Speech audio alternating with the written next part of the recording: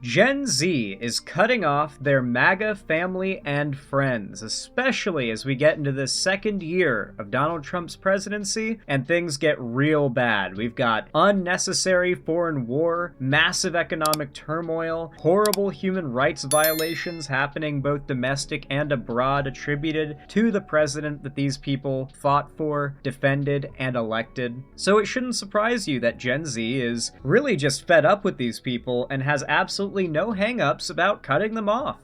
I've got a video here that my chatters sent me asking that I watch it and give my thoughts on it because it's about MAGA parents in particular being disowned and estranged by their Gen Z progressive kids. And, obviously like nieces and nephews and whatnot. So I thought we'd give it a watch. It seems really interesting. Of course, the original video, for those that are curious, is from Paul's Politics here. Smaller politics channel, but I found I like his stuff, so I give him my endorsement. Go check him out. But in the meantime, let's give his video a watch, shall we? Leave a like on this one if you enjoyed it, by the way. It helps my channel too. And of course, leave a like on his. I was over at my parents' house the other day. I was helping my mom set up her Googles and smart TVs and things because she got new Wi-Fi and she didn't know how to update it.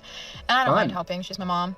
She'll be 69 this year. How's the audio, by the way? Just the audio balancing. Is the video too loud, too quiet? Am I too loud, too quiet? Can you hear the video over the background music? Let me know. If there's ever any audio issues, let me know. And she's still significantly younger than the people that are in Congress making decisions about AI data centers, and she doesn't know how to update her Google, so that's a terrifying thought. But anyways, I had to go to her pictures to see her old Google password or whatever to update the new Wi-Fi. And the screenshots, it was just one Facebook misinformation meme after another Facebook misinformation. Real quick, I've had friends with parents like that, and it's really unfortunate, but luckily my parents aren't like that. They voted right. But for this video, we're watching others that didn't. Just wanted to clarify that real quick, so let's get back to it. Meme, and it wasn't like I was trying to even find things to upset me. It's just there. And I even got my hopes up for a second because she had screenshotted like an entire article from our local paper about SNAP benefits being cut, only to the very next one being, if you're upset about your SNAP being cut, you can blame Democrats for wanting to give healthcare to illegal aliens. I think she might be a little too loud, him too. Oh, thank you so much for letting me know, Lucky Otter. I very much appreciate that.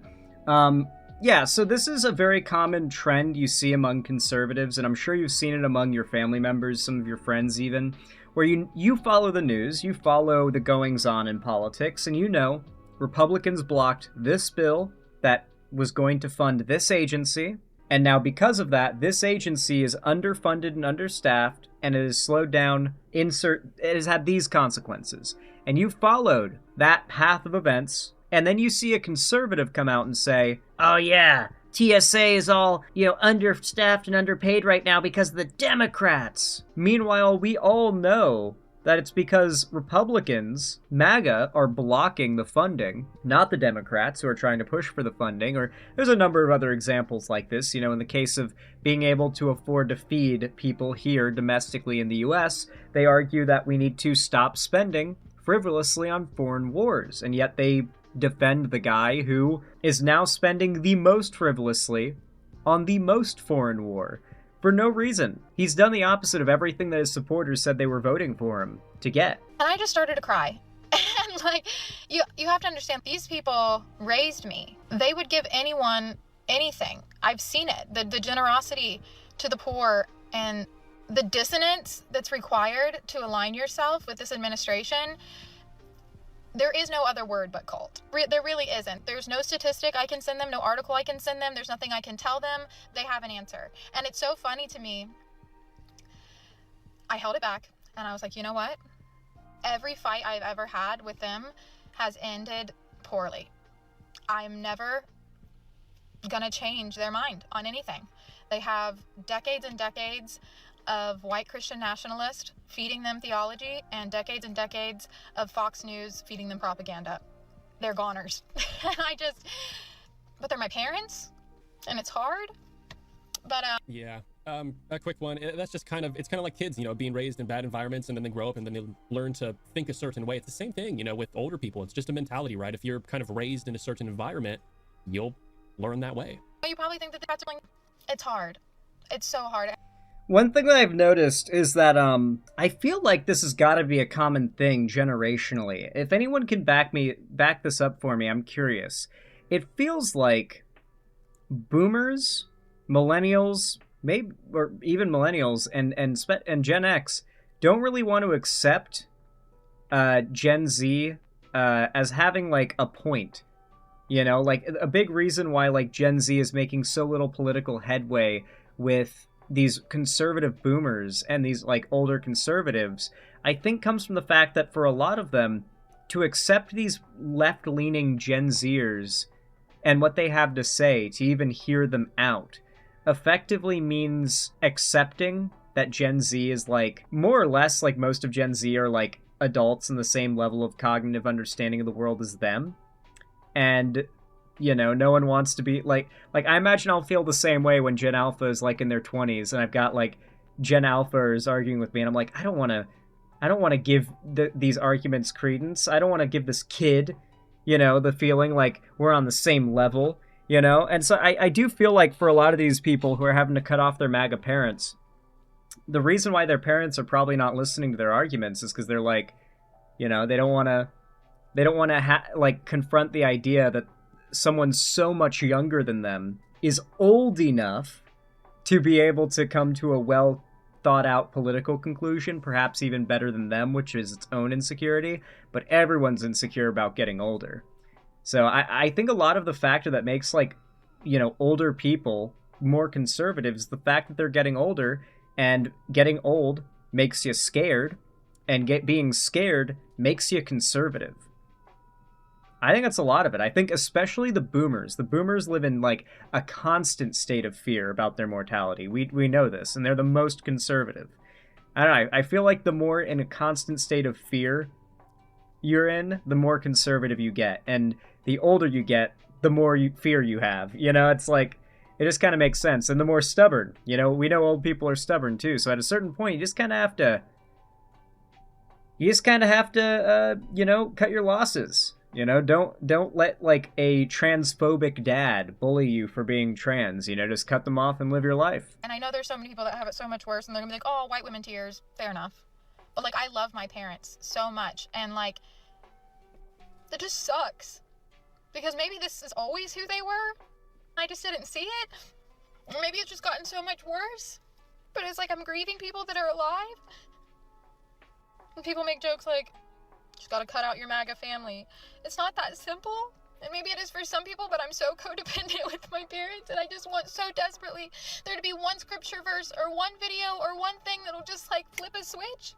Not that easy. Let them see that they're not living like the Christ that they raised me to love. They're hurting real people with their beliefs. They're hurting me. It just sucks, bro. It just sucks.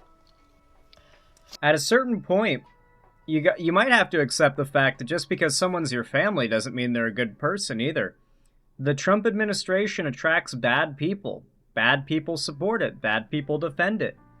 Bad people are just attracted to it. It was made to appeal to bad people. People who have rotten, blackened souls. At the end of the day, if we're this deep into it, and your family is still on the Trump train, at this point, you should treat it like if you found out that a family member was a pedophile, or a serial rapist, or a serial killer. What would you do if you found out your dad or your uncle was a pedophile, or a rapist, or a serial killer? Would you say family is family? Or would you be like, nope, a line's got to be drawn somewhere? Because at this point, I'd say that's where MAGA is basically that line. I mean, you're defending a guy who is all of those things, basically, or at least Trump did say that he could go on stage and murder someone in front of the world and his supporters wouldn't lose a vote. You know, so who knows? The Epstein files say that he killed a kid, right? Wasn't that a thing in the Epstein files? Or was that like a separate allegation? He was present for like the disposal of a child's body on a boat. Yeah, crazy stuff that MAGA parents are out here defending. It sucks having MAGA parents. And MAGA siblings and MAGA grandparents and MAGA in-laws. I bet. I'm drowning out here, bro. It just sucks. Like, even to call human beings aliens. Like, it takes one simple Google search. The bill is right there. All of the things are right there. They don't want information. They want whatever aligns. It just sucks. I don't understand. Man, for those of us who do have parents, no matter how old, who voted in the right way, you know, we're very blessed. You know, we gotta count our blessings. I can only imagine incredibly frustrating watching the people who raised us, raised them, betrayed their kindness for essentially constant outrage while, you know. I'm just glad that, like, my mom's not a right-winger, you know? Because, like, we would just be in constant, like, turmoil. The biggest political disagreement that we have is, like, my mom's a bit more pro-AI than me. Because, and granted, I can't really blame her. Because, without getting too into it, like, she has just seen a lot of, like, the amazing things that, like, the medical field has developed with, like, AI being able to detect all sorts of shit, being able to, like, figure out things scientists and doctors have had a hard time coming together to figure out already. Like, there's definitely some promising stuff there. So I can see why, with her expertise, she would be like, yeah, you know, a little bit more pro-AI, but I'm just very, very against it. You know, I hate AI. I feel like it's a Pandora's box, and it feels like the kind of thing that you just cannot undo, but that's the biggest disagreement we have politically. So, God, it's got to suck to be able to not be able to fundamentally agree with your family members on reality. Like, that is rough. Were you raised by a progressive, Zan? Yeah, I was raised progressive. Yeah. I was raised progressive, and I had, like, a chud phase as a teenager, and I got, like, pretty radicalized right-wing. Not necessarily, like, because I thought I was being radicalized to the right. I didn't even think I was moving right. But I had been tricked. I've got a whole video about it. It's pretty good. The middle class people, working families, farmers, just everyone, you know, keeps getting just absolutely destroyed, you know, and it's not helping anyone.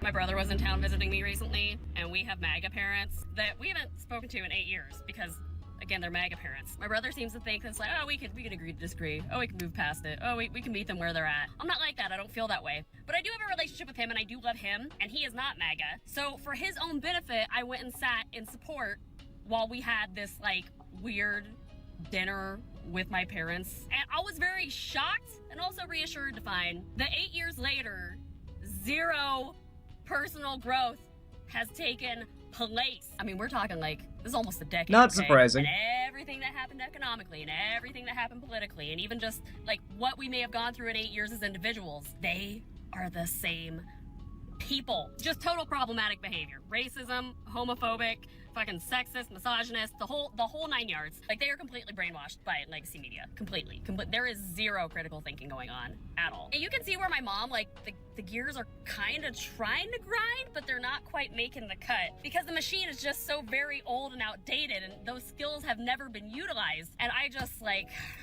for anybody out there who's wondering, like, when this whole nightmare is gonna be...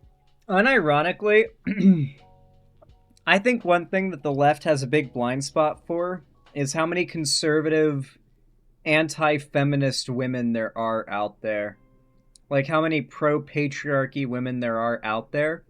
And I think it's because the patriarchy has this way of making the position of women suck just enough to take away their autonomy and power and ability to, like, be like governing in a sense, while also providing just enough special treatment and privileges to make it something that enough women don't want to shake the boat about or rock the boat about.